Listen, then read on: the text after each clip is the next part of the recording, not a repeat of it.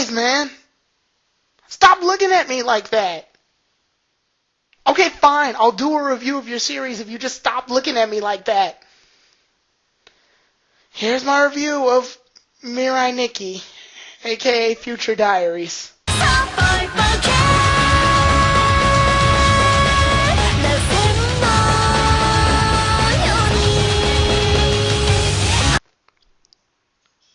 When looking into Mirai Nikki, or Future Diaries, whatever you want to call it, I looked into this anime mostly because I was bored. I mean, it was during the summer, and it was about a year and a half ago during the summer. I just got really bored, and on top of all of that, I was very curious. On the internet, I seen anime memes everywhere of this pink-haired chick who's just staring at you with these eyes, and she was crazy, and occasionally she'd have like pictures of herself with blood on her face and a knife next to her. I figured this had to have been weird in some way, shape, or form, and I decided to give it a look-see. Turns out it was the anime known as Mirai Nikki, aka Future Diaries. Going through a little bit of history of a summary of what Mirai Nikki is, here's basically the gist of it. Yukiteru Amano is a junior high school student having trouble making friends. He views himself as a spectator from the sidelines and often writes down what he sees in a cell phone-like diary. Tormented by solitude, Yukiteru interacts with his imaginary friends, known as Deus Ex Machina, the god of time and space, and Murumuru, Deus' servant. Yes, his name is literally Deus Ex Machina, the thing used to cause plot convenience when the plot is at a huge conflict. Anyway, one day, Deus grants Yukiteru's cell phone the ability to record the future for the next 90 days. Yukiteru is then forced to participate in a battle royale with 11 other people, each to whom have also diaries that can predict the future in some unique way, shape, or form. The rules of the game are simple. Before the world ends in 90 days, constants must be found and killed. The other constants, that's what their names are, and the last constant standing will be the winner and become Deus' successor. So they'll be able to live when the world ends in 90 days. That's the gist of it. One thing you have to know straight about Future Diaries, aka Mirai Nikki, is that the main character here isn't this crazy pink-haired chick. I mean, yeah, she is, but she kinda isn't either. The main character is what I said in the summary. His name is Yukiteru. They call him Yuki for short. Yukiteru is a famous darts player. Well, he's not famous for it, but he's good at darts. He's really talented at darts. And he wants to spice up his life. When he wants to spice up his life, he ends up meeting up with this girl named Yuno Gasai. And this is where we get the crazy memes.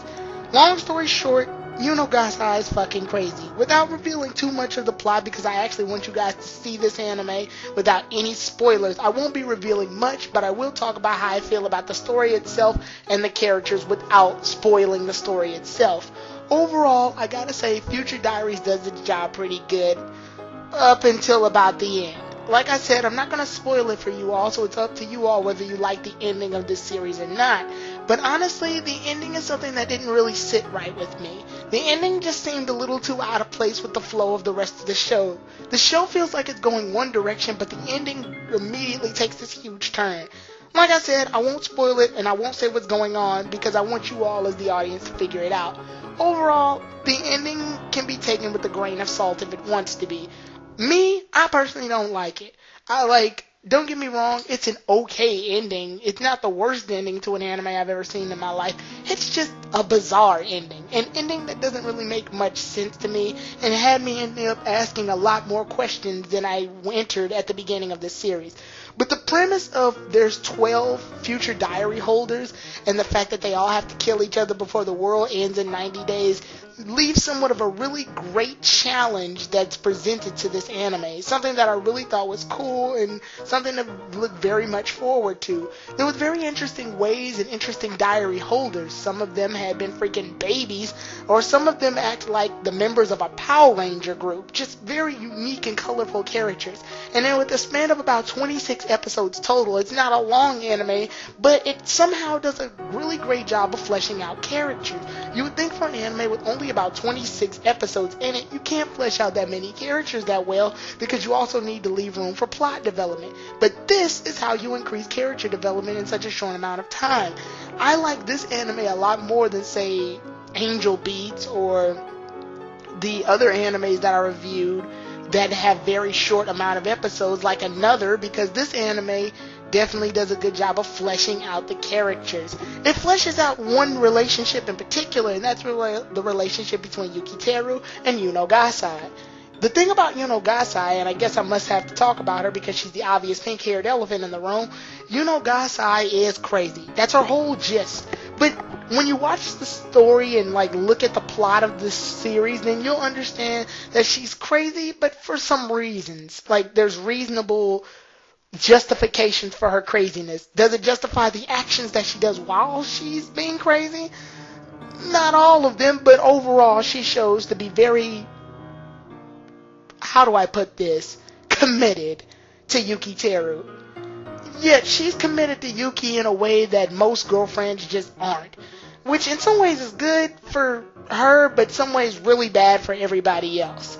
Have you ever seen that jealous girlfriend that's so crazy she doesn't want you even looking at another girl or being friends with anybody else because she's afraid they'll take you away?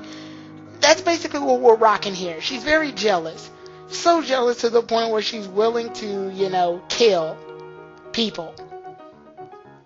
Going further into the story, we see that there's actually various amounts of ways that she shows her love off for Yukiteru, which more or less saves his ass on more than one occasion. The conflict here is, should you love someone who's dedicated to you, even if that person is batshit insane? That's the theme that sort of looms here in this entire series when it comes to Yuno Gasai and Yukiteru's relationship, which is something the series does a really good job of focusing on for a large amount. But there's this looming part of mysteriousness about Yuno Gasai that makes this series so interesting.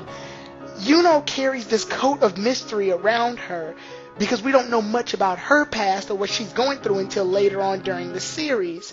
Once we learn about what she's going through, then a lot of her actions seem a little bit more justifiable. Are they all justifiable? Hell no. But to some degree, I can actually relate to where this girl's coming from because of what she's had to go through in her childhood. Like I said, I'm not going to spoil it for you all. It's 26 episodes and I definitely give it a look-see. If you're ever curious, go check this anime out. It's really good. Now, for the other characters. The cell phone holders, like I said, are very colorful characters, but there's also a cast of school characters that become friends with Yukiteru. The thing about the friendship along with Yukiteru is that something that Yuno Gasai has to either swallow up and take, or she goes about it the batshit crazy way. When you watch the series, you'll see how she actually goes about Yukiteru having friends. It's rather unique. But overall, I have to say, the friends don't really show off to be that interesting until we get to like some later events within the story and more particular episodes that are sort of late in the story. We also get to see the fact that during the story, a lot of the friends aren't very memorable, but at the same time, it's good to see that Yukiteru is having friends that are outside of the diary holders anyway. The friends that Yukiteru makes more or less are just your average generic school students, but they found a way to make them work in a way to where they're not too much into the plot, but they're not so backgroundish that I'll completely forget them. One thing you gotta know about this whole show is the fact that Yukiteru is the one that is kind of bland when you actually think about it. If it weren't for the help of Yuno, actually, his character wouldn't have much character, if that makes any sense. The relationship that Yukiteru has with Yuno Gasai is probably the one thing that we can actually hope for within the series to stay consistent. Yukiteru himself has a bit of a character change, but without Yuno Gasai there, it just doesn't stand out as much. Yukiteru himself isn't that competent. I mean, to be honest, he would have been killed a lot quicker in this series if it weren't for certain events. And I'm not saying he actually does get killed. I'm saying that if Yuno Gasai wasn't in the series, I'm sure he would have gotten killed immediately. So because she's committed to Yukiteru, she's willing to do whatever she can for him. Like I said, I'm not getting into too much details about the things that happen within each of the episodes, but I will say this. I'll say that Yukiteru and Yuno Gasai more or less need each other. More so Yuki needing Yuno than Yuno needing Yuki. But that's the thing though. Yuno does feel like Yukiteru is a very prominent character in her life, which causes for said events to happen within the series. overall, there is about one character that I feel is really interesting in there, and that's this white-haired kid. Then his name escapes me right now because it's been a while since I've seen the anime, but he is a very prominent detective-like character who brings sort of an N or L feeling, kind of like in Death Note, only he's in this anime, and he makes for a very interesting character. While he's not as important as the diary holders, he has a very sharp mind, and because of this, he's able to solve some things that the other friends are just plain oblivious to. He actually becomes a threat to Yuno, and that's one thing that thickens the plot and makes it a lot more interesting. The things that Yuno and Yuki have to deal with at their age is very traumatizing, considering the fact that they've gotten themselves in a lot of shit due to the fact that this is a future Diaries war. I love the fact that each of the diaries are cell phones or other forms of, like, items that can predict the future as well. Going into this, I was thinking to myself, having 12 people be able to predict the future and they all have to kill each other, how would that wind up? A bunch of people just checking their cell phones and the text is saying, "You will be killed today"? But they handled this future thing really well. Some of them actually use their future predictions in battle very effectively, while others predict something, but not quite what they predicted. Sort of like a That's So Raven type deal, where you see what's going to happen, but it's not quite in the way that you thought it was, because you didn't know the events that would lead to it. One of the pure conflicts I had with them being able to see the future is, can they change the future? Or can they wind up doing actions to prevent the future, which ironically cause the future to happen? And this show answers that pretty well for some of the characters. Others, not so much. This series even has an episode dedicated to two other diary holders that have nothing to do with the entire plot, until they actually focus on them later on. One character actually gets focused on, and then that character gets focused on with a member of the police, which is a pretty cool episode because it increases the relationship between the two. I didn't think the series would actually have a lot of time to focus on such things, but it actually does. And with 26 episodes, it seems like a hefty thing, but I was able to watch this entire series within a span of 2 days. Of course, I was binge watching the entire series, so there you go. I ended up watching like 12 episodes one day and 14 episodes another. Yeah, I was really invested into this show when it happened. But that's a good thing. That means that this series is very enticing and will draw you in. So don't let the pink-haired crazy chick with blood on her face fool you. This series is really good. The reason I'm reviewing it for Spooktober and for Halloween, for those of y'all who are out there, if it's still Halloween by the time that I upload this, I'm doing this as a Spooktober review mostly because it gives off this very looming feeling. It's so scary. Anybody can die at any time, and this show pulls no punches. Just like with Another, this show has no problem in being very bloody and gruesome. It can get really bad at some points. People's legs end up getting chopped off, people get poisoned, people suffocate, people end up getting sliced open. This anime will not pull punches. While it's not as gory as Another, I will say it's pretty slasher-esque considering the stuff that Yuno ends up pulling, as well as the other diary holders, and when shit starts getting serious for them, a lot of the characters try to kill people in various ways that are kind of messed up, even in ways that'll make you question your morality after you get done watching them. Plus the fact that the world will end in 90 days, so if a winner isn't picked in time anyway, the entire world will end, which makes you have this looming feeling that every character is going to die at some point. It's just a matter of when they're going to die. Shit gets pretty gruesome, not just for the future diary holders, but for people who are friends with the diary holders, or who are around the same area as a battle which is happening between diary holders. It can get really real, like really, really real.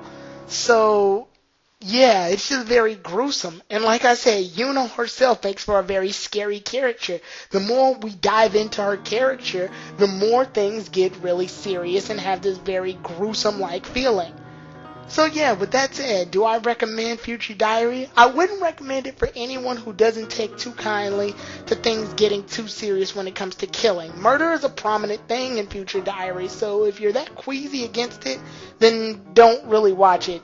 Also, if you're one of those types of people who falls in love with characters, you might get heartbroken a couple of times when watching the series.